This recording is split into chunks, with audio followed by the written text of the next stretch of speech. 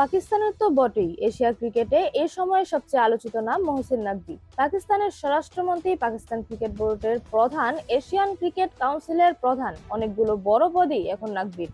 সেই নাকভি এবার সাহসিকতা ও বিশ্বমঞ্চে পাকিস্তানের নাম উজ্জ্বল করার জন্য সোনার পদক পেতে যাচ্ছেন। পাকিস্তানের একটি সংস্থা তাকে Shaheed Zulfikar Ali Bhutto excellence gold medal দেওয়ার ঘোষণা দিয়েছে। নাকভি সোনার পদকটি পাচ্ছেন এশিয়া কাপের ফাইনালের শেষে তার আলোচিত সমালোচিত ভূমিকার জন্য। পাকিস্তানকে হারিয়ে চ্যাম্পিয়ন হওয়ার পর ভারতীয়রা তার হাত থেকে ট্রফি নিতে অস্বীকৃতি জানিয়েছিল। এর ফলে চ্যাম্পিয়ন হয়েও ট্রফি ছাড়াই দেশে ফিরতে হয়েছে সূর্যকুমার যাদবের দলকে। আমার হাত থেকে না নিলেই ট্রফি দিব না, এমন মনোভাব থেকে ভারতকে না দিয়ে ট্রফি নিয়ে হোটেলে ফেরেন নাকভি। ঘটনা সেখানেই শেষ হয়নি। নাকভির পরে সামাজিক যোগাযোগ মাধ্যমে জানান, ভারত যদি সত্যি সত্যি ট্রফি নিতে চায় তবে এসিসির সদর দপ্তরে এসে নিতে পারে, তাদের স্বাগতই জানানো হবে। ভারতীয় শিবির থেকে নাকভিকে ক্ষমা চাওয়ার দাবিও ওঠে। সেই দাবি উড়িয়ে নিয়ে নাকভি বলেন, আমি ভুল কিছু করিনি, তাই বিসিসিআই এর কাছে ক্ষমা চাওয়ার প্রশ্নই ওঠে না।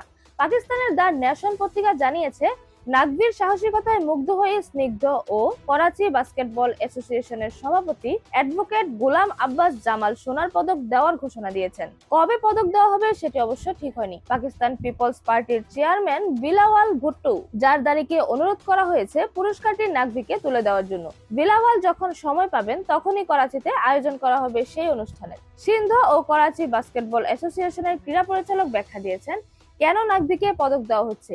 ব্যাপারটা আর ক্রিকেটে সীমাবদ্ধ নেই, এটা আত্মমর্যাদা, সার্বভৌমত্ব ও চাপের মুখে নতি স্বীকার না করার পুরস্কার। এরকমই যে কোনো খেলার আপডেট সবার আগে পেতে অবশ্যই চ্যানেলটি সাবস্ক্রাইব করে রাখুন। ধন্যবাদ। Flavours news.